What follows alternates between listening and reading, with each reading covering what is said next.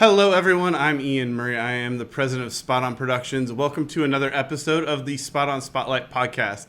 Today's topic is one that a lot of small and medium businesses, and sometimes even larger businesses, don't really think about when they're looking at their marketing, and that is personas. How do I niche down my customer base so my messaging appeals to the right people? And I'm excited about today's guest. And without any further ado, I want to introduce Adam Sonnett with Sonnett and Company. Welcome to the SpotOn Spotlight, Adam. Hey, thanks for having me, Ian. Appreciate it. So, Adam, quickly tell me a little bit about your story and what got you into founding Sonnett and Company. Yeah, I have a background in graphic design and specifically spent the previous 10 years in user experience design and research. I transitioned into that out of the dot-com era. So I worked at various agencies in Cincinnati, smaller graphic design agencies during that sort of dot-com era, building websites, learning about marketing and sales and how to use your website, your digital presence to help businesses grow. That transitioned into user experience.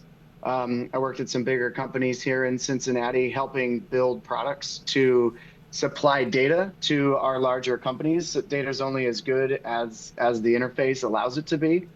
I then turned that into running my own, becoming a president of a UX design and research agency.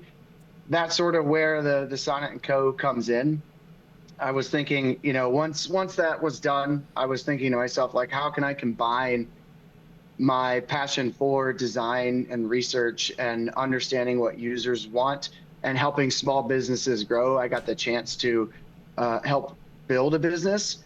And there's a lot to building a business that we do in design. So not only are we helping companies when it comes to figuring out how to sell their product, how to find the right users. You do the same thing with your own business. It's solving problems through design. So that's where Sonnett and Company comes in. I'm combining, my small business experience with my design and research experience. That's very cool. And today's topic, like you mentioned, kind of is like, who are we trying to reach and how are they going to work with us? And that's personas. And people may have heard the term, but don't really understand what it is or have never really built one or understand how to use it. How do you define a marketing persona in a practical business sense? What is it?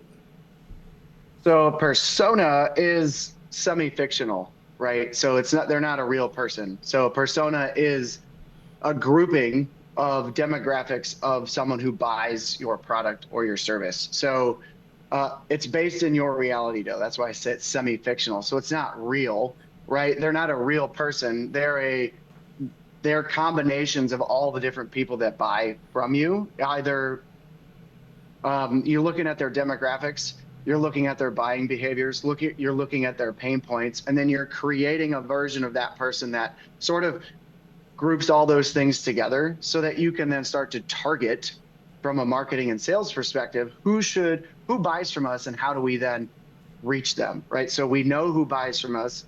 If we can define that through characteristics, then from a marketing standpoint, we know that when we're on LinkedIn or we're on Facebook Meta ads or Google ads, we know who to target. And then from a sales perspective, when you have multiple personas, you can then create sales techniques, follow a different playbook based on who's calling you. And we'll talk about this probably more later, but not every client, not every persona is equal. So it's really helping define, instead of, and like in our case, anyone who needs video is our customer. But if we spend all of our time trying to appeal to everybody, I'm much better served with a persona that says we work with marketing companies in fast growing industries that have 50 employees or more and, 15 million in revenue or more. So it's getting that specific about who is a best fit. So you utilize your time really well in the sales side. And in marketing, you're not wasting dollars. It's the old billboard mentality of like, I know there's billboards reaching the 10% of the customers I need. I just don't know which 10%. So it's really helping you Right. focus that marketing spend.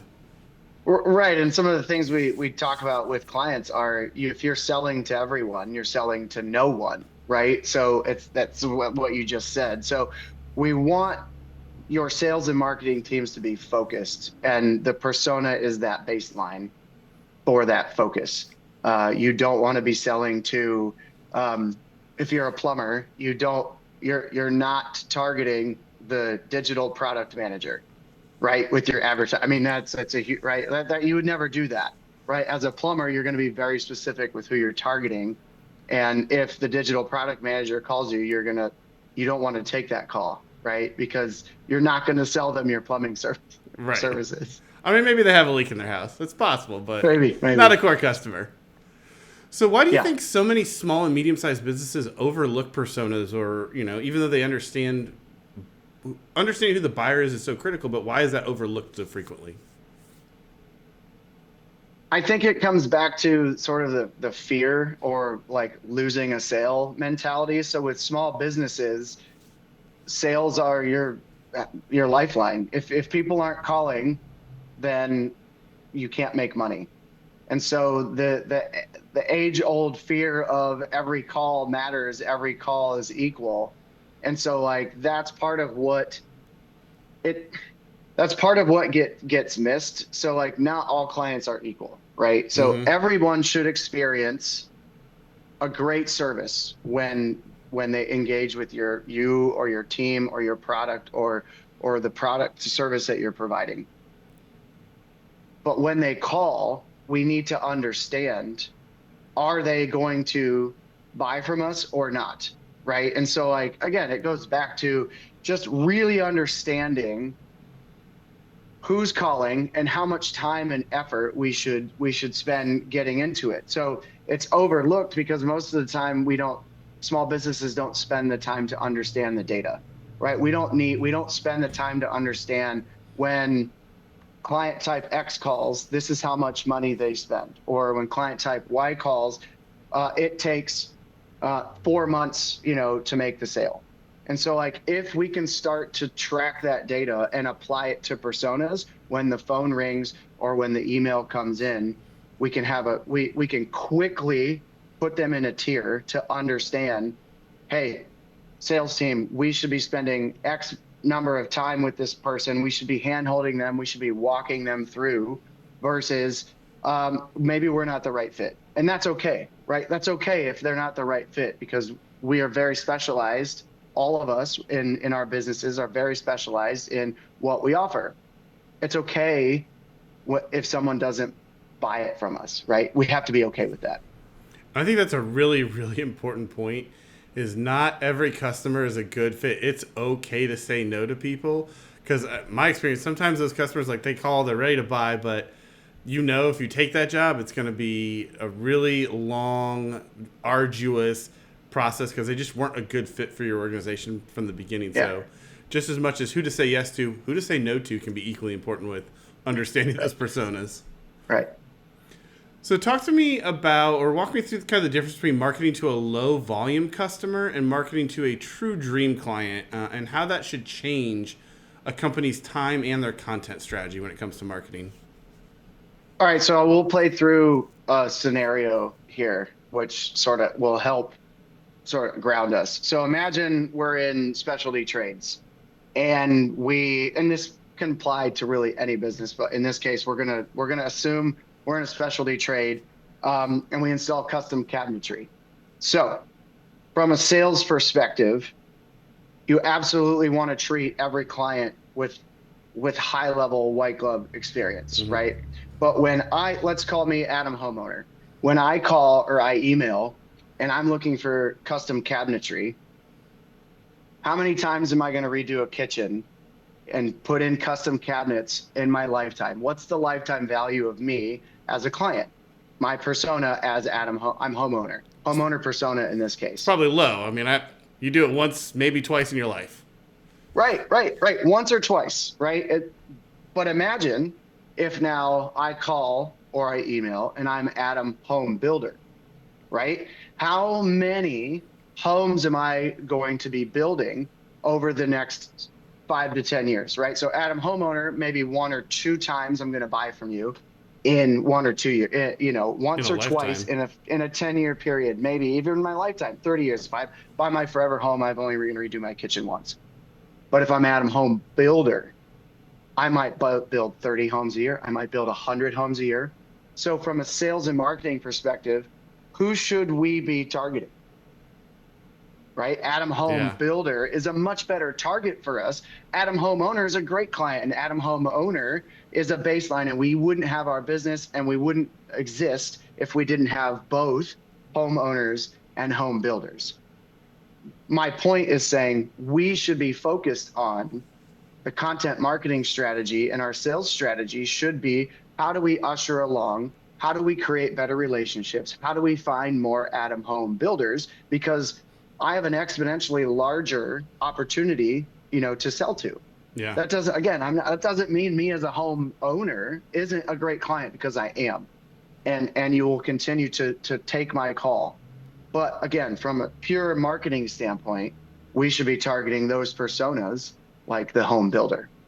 And I And think that so that's, go ahead, go ahead. I was gonna say, I think that speaks to that customer acquisition cost when you're looking at marketing. Like, how much am I having to spend to reach every single one of those home owners? Like, there are strategic places you can probably put it in certain magazines that your target audience might read locally. But like you said, understanding that persona of Adam Home Builder is really gonna, that's that exponential customer acquisition cost, because it's 1 to, like you said, 50 or 100 a year. Right. Right. And the script is different, right? And so like in that initial discovery, or however you're capturing that initial information about that potential client, customer.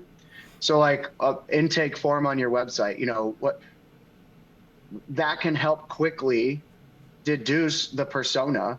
Or when the phone call comes in, like, tell me about your project, or tell me what you're working on, or tell me about yourself. So like in that initial discovery, you can quickly identify where do they sit in in our personas. And then as a salesperson, I shouldn't be spending too much time with Adam Home owner, right? Like, I'm going to spend time with them, but I'm not going to spend an hour with him. I might spend 5 or 10 minutes with him and say, okay, let's try to get budget. Let's try to figure out if I can come out and get a look at your kitchen and what your project looks like. But if I'm Adam Home Builder, I might say, let's go grab coffee. Let's go grab lunch. Like, tell me about your business. How can I help you solve? What are some pain points that I, as a business owner, can help you solve, right? Is there a way for us to collaborate and partner versus it being a transaction, right? A transactional thing with one specific client. And so again, it just comes down to what sort of scripts are we using. If we understand we're going to have different conversations, we're going to have different emails, we're going to have different touch points. The marketing, when we talk about marketing, the marketing again is going to be different. You're going to have multiple campaigns running based on their persona, right? So the homeowner campaign is going to look different than the home builder campaign, right? It might be a longer touch point with that home builder. It's going to take some time to get them to trust you. Like, hey, maybe there's one project that we can start on together. Like, give us a chance with one, see how we do with one of your kitchens with our custom cabinetry. And then hopefully it goes well. And then we can continue to partner. You're going to say, as a salesperson, as a business owner, you're going to say, well, yeah, I want my team to spend more time with that person, because you could see how that could exponentially grow your company. Yeah, and I think that's really important. It changes personas help you change the messaging to the different audiences. Like for us, we work with heads of marketing and heads of HR. Those two people, might be for the same company, but they care about different things, and different messaging that we send out will resonate differently with them. And we look at that when we're working with customers too. We always ask, like, who's your audience? Who do you want to see this? And what do you want them to do after they've seen a video? So that changes the messaging that we even put in, video content we create for customers, because what they, if they're talking to a technical project manager, that's very different than an additional marketing person. So being able to use personas to craft that messaging even, I think, is super important. Absolutely. Absolutely. So your background is in user UX design and research. How did that world shape the way that you think about personas, buyer behavior, and business growth? Well, a big thing with user experience and design in general is like figuring out like the buyer behaviors.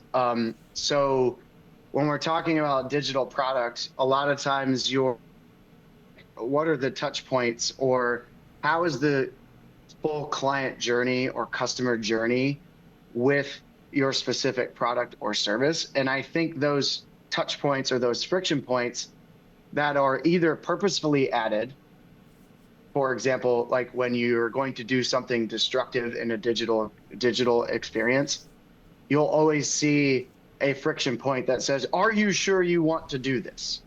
Right? That is a designed experience. So the same friction points happen inside of a business, Hmm. right? What are those friction points? And so I have found that using that design thinking and user experience background to solve for those friction points is a great way to problem solve, right? You're getting everyone involved. And so, like in great user experience, the experts come in and say, we have an idea of how to solve this problem, but we aren't the user. So we are going to validate that with our users, right? So we do the same. I do the same thing with businesses. Let's find out your pain points. Let's design a solution with the people who work inside of your business, in the operations, in the process, to make sure that it's meeting their needs and meeting the business needs, right? It can't just meet one, Right. right? So, like internal problems, your users, like think of a sales process. Let's just talk about sales because that's what we've been talking about. So, like sales process would be email comes in. Well, who answers the email? Does it go to everyone? Does it go to one specific person? How quickly are we answering that email? Do we have a 24-hour period? Is it instantaneous? Like then once it goes to the salesperson, who's managing the follow-up? Like after the call happens, is the information going into a CRM? Then what, right? Are they added to the mailing list? Like there's a whole mess of problems that we're trying to solve through this process. And so like using design thinking, using that background in UX, I try to make sure that like you don't want to be designing solutions that make it harder for people to work, right? And so Oh yeah. like that's where that user experience comes in, that background to say, okay, Ian, you're a salesperson, like how many emails are you getting a day? How many phone calls are you taking a day? Does the CRM work for you? What are the problems that happen when you're trying to input information? Is this the right tool for you? If not, let's talk about what those let's talk about it and figure out how we can adjust or design the operations or the process to meet the needs of you as the salesperson, right? To meet your quota or to meet you're supposed to sell, $1 million a quarter. How are we helping you reach that goal? And how do you then take that and because you're doing some really cool stuff with personas we'll touch on here in a minute, but how do you use that thinking then to apply that to the persona work that you're doing or when you're creating personas? So when we're creating personas, what I like to do is have clients, and we can talk about the tool here in a minute, like tell me about your business. Like what are you trying to do? Like let's niche down and figure out what you do best, right? Let's go back to home services. You don't want to create a persona. Well, you do want to create a persona around projects that aren't good for your company because that's important to understand too. So let's say you're a general contractor in this case. So I keep going back to home services and trades because I work a lot with smaller home Yeah. services and trade companies. And so like if you're a general contractor, let's say you have been doing a lot of deck remodels, but you have a suspicion that you're not very profitable, and you have a suspicion that it is a drain on your team because the clients typically micromanage the entire process. Well, from a persona standpoint, we should build that too, to say, oh, okay, this type of person is looking for a deck. It's usually we'll just say, I don't know what a deck costs these days, but let's just say $5,000 to $10,000. But my team ends up spending, we end up spending $11,000 every time we do a deck. So we're actually negative, right? But we don't realize that until we get into applying the data, creating that persona that says, okay, Ian wants a deck. Ian homeowner is going to call me about a deck. We're just going to do it because every sale is a sale, right? And we want to do it, but we're not very profitable on that. We might actually lose money. But if my sales team doesn't know that and my team doesn't like understand that like every time we do a deck we're only 2% profitable instead of we want to be like 30%, our margin needs to be 30% so that we're healthy and we can reinvest into new tools or educating our workforce. Like but if we're at 2% we can't do any of that stuff.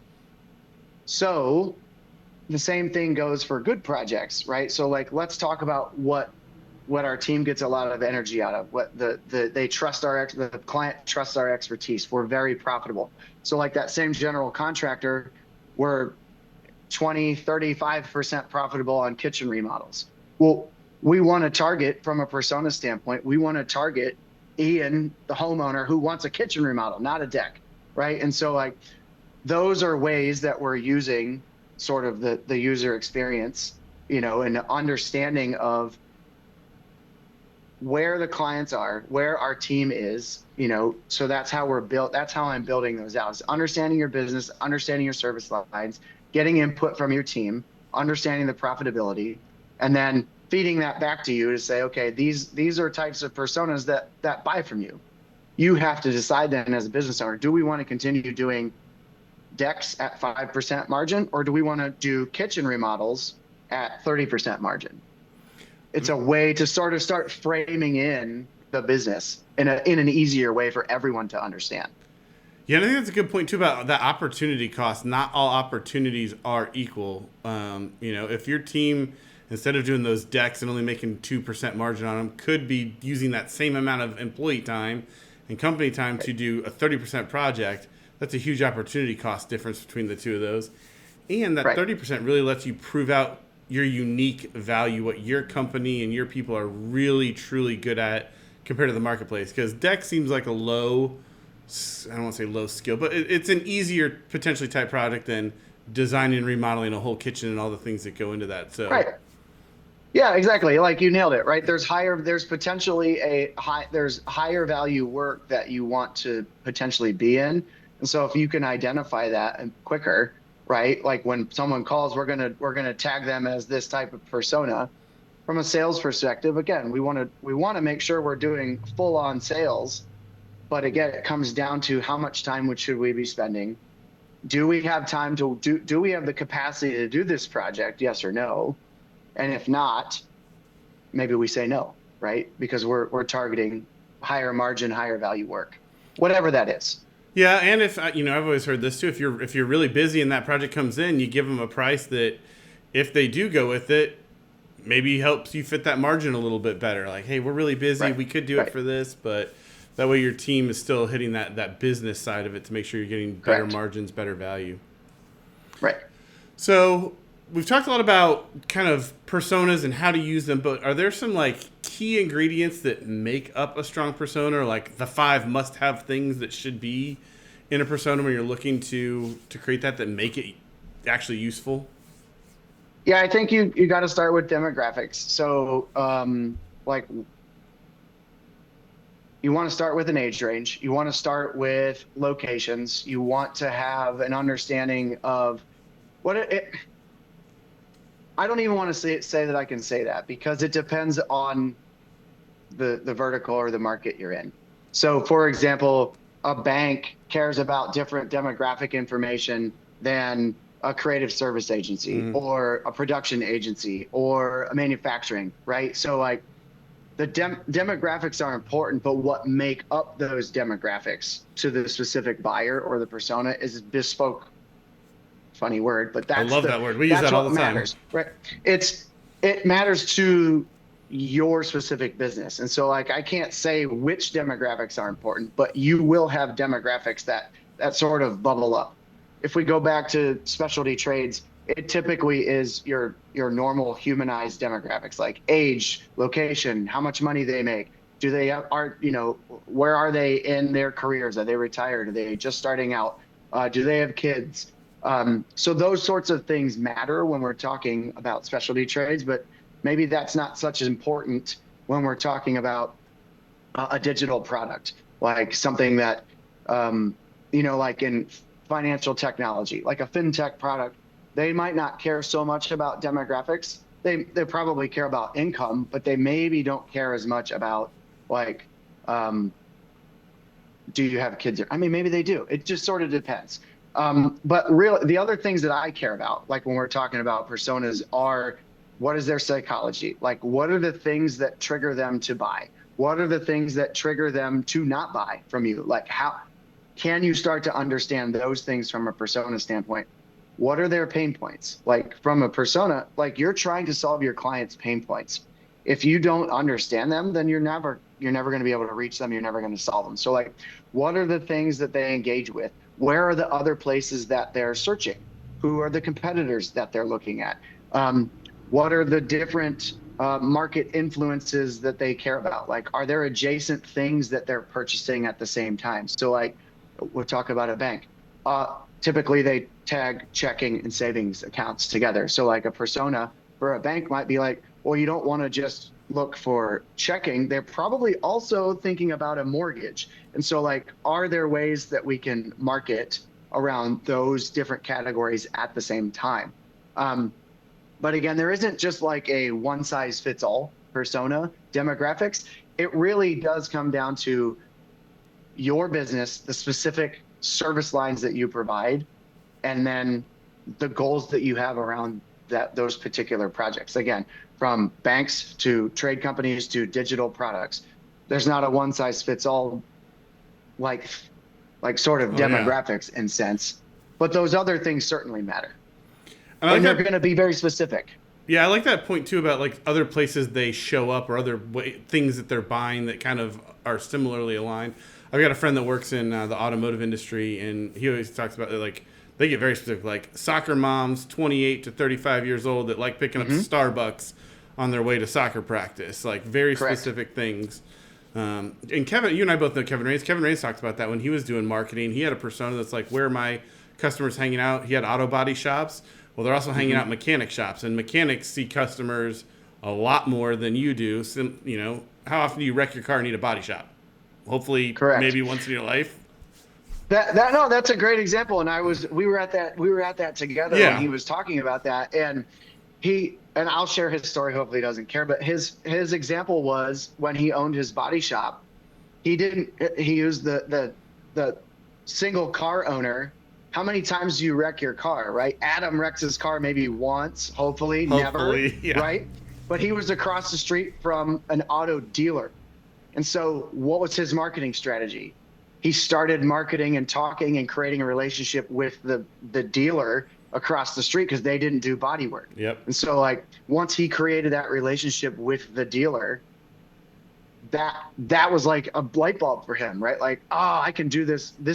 I can scale. Yep. I can scale so much quicker now because I can go talk to all the different, how many dealers are there in Cincinnati, right? And how many customers they see every day.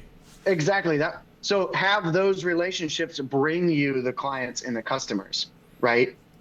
Have them bring them to you. And for him, that auto dealership and those service shops were the personas that he created to say, these are the customers and the places I want to hang out. Correct. So let's quickly get into, you're building this really cool tool to help businesses create personas kind of in real time and then strategically implement them. So talk to me about kind of what's that gap you're trying to solve and where do you see that going next?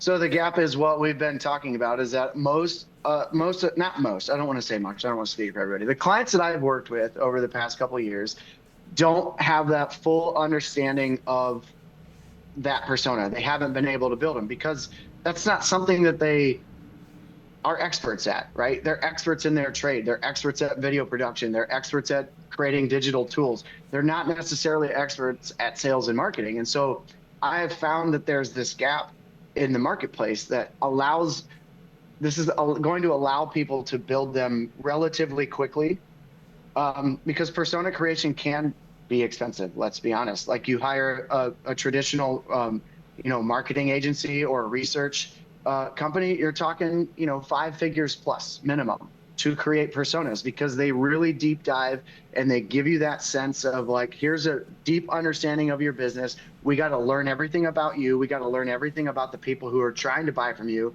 and then help define that in a certain way. Not everybody has that type of money to invest in, but I think it's important to businesses to be able to understand that because again, if we're selling to everyone, we're selling to no one. I'm trying to fill that gap by allowing you to create your project. Tell me about your business. Tell me about the projects that you want to work on most, the projects that are most successful, that your team loves, that your clients, defer to your expertise and that you have high margin on. I can help you create that. The tool is going to be, it's going to be instantaneous. We get all that information in, we click a button, and that your personas are there. And then the next step would be helping you find them, right? So it's great if we know who you are, Ian production, who works at a production company, or Adam homeowner, or Ian, car owner, right? When we're talking about Kevin, but like, how do I find Ian? How do I find Adam? That's the next step that I'm working on to help my clients. So this tool will help you define your personas for your business, and then help you find the right people, actual people that fit those personas. Find legit leads that That's fit amazing. the personas, that say, hey, like, that's the thing. So I have a persona, so what, right? Yeah. Great. I'm glad I have them. Adam, we did it. We created the persona. Now what? Where are you? Right? So what? Where are you? And so, like, that's the next step. Like, helping you find them is key. That's an amazing tool. And you said barrier to entry cost wise is going to be probably less than the 5 figures to hire a marketing research company. Yeah. That's very cool. So we've talked a lot about personas, but one of my favorite questions to ask everybody is, what is your favorite business advice that you've ever received? I didn't receive this directly, but there's a sales and marketing person I follow, and his mantra is to detach from the sale. And what he means by that is to stop taking it personal, right? Like, and it's really hard. I work with a lot of small business owners, and they've built this thing, and they take everything very personal inside of the business, and especially when it comes to sales. And so, like, what I try to reflect, and I try to reflect this with my clients, and when we work together, is that, like, if it's not a fit, it's not a fit, and that's okay, right? Like, that's what your niche is for. That's what your personas are for. Either you're creating something, a service or a product that works for the people who call you, or not. It's not personal. So once I started I immediately was able to detach my Adam from whether or not the sale happens, and I'm no longer tying it to my value as a human being.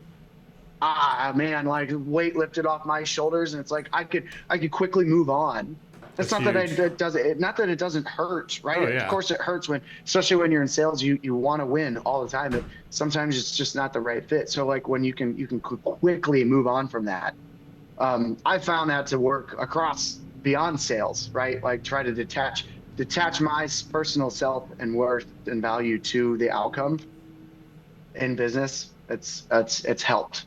I had a leadership coach, Sherpa Coaching. They give you a Q-tip, and it stands for quit taking it personally, because it's not always personal. We like to internalize it, but it's not always personal. And I think that's huge advice, to let you say, it's not me. It's a business thing. We're moving on. Right. So, Adam, this has been a great conversation. If people are interested in learning more about personas, connecting with you, or even learning about this personas tool you're building, where can people find you online? How can they connect with you? Yeah, so easiest way is on LinkedIn. Connect with me on LinkedIn, Adam Sonnett. Search for me or Sonnett and Company. SonnettandCo.com, SONNETT and co.com is my website. I have soft launched my new company where the persona tools is going to live. It's called Volta AI Studio. So it's VOLTA-AI.studio. So soft launch that. I have not announced it yet, but I guess I have now. I love it. And it's coming. That's where the Volta persona tool will live. And then, adding in that sales strategy piece, to help you find leads that match your personas. I love it. Adam, thank you so much for your time today. I love this conversation on personas and how important it is to really define who your target customer is. Thanks, Ian. I appreciate you. If you've enjoyed today's episode of the SpotOn Spotlight, tap that follow button on Spotify so you don't miss the next inspiring conversation, and share it with a friend or colleague, because ideas are more powerful when they're shared. Thank you for joining us today for the SpotOn Spotlight, shining a light on what makes business better one story at a time. We'll see you on the next one.